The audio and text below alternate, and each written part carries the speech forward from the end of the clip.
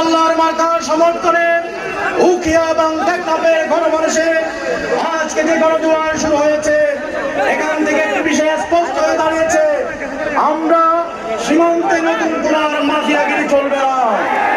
প্রিয় বন্ধুরা আমার, আমরা এখানে অধ্যক্ষ মাওলানা নূর আহমদ আনোয়ারী এখানে যদি এমপি নির্বাচিত হয়, প্রথম যে কাজটি করবে সেন্ট মার্টিন দ্বীপের জন্য একটা সি ট্রাক এবং সি অ্যাম্বুলেন্স নিশ্চিত করবে।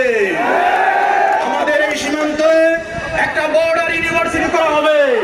11 দলের বিজয়ের মধ্য দিয়ে আমাদের এই এলাকার তরুণদের জন্য একটা বর্ডার ইউনিভার্সিটি অফ বাংলাদেশ এই কক্সবাজারে উখিয়া টেকনাফে হবে ইনশাআল্লাহ। প্রিয় বন্ধুরা আমার, কয়েকদিন আগে উখিয়া উপজেলার বিএনপির এক শীর্ষ নেতা বলেছে আনোয়ারী ভাইয়ের ভোটার বলে নাকি সব রোহিঙ্গা ক্যাম্পে। প্রিয় বন্ধু আমার, আমি একটা প্রশ্ন রাখতে চাই, আন্তর্জাতিকভাবে যে অঞ্চলে সব সময় আলোচনা হয় আমাদের মুসলিম জাতি গোষ্ঠী রোহিঙ্গা সম্প্রদায়, আজ তারা আমাদের এখানে মেহমান হিসেবে আসেন, তাদেরকে কটাক্ষ করা হয়েছে।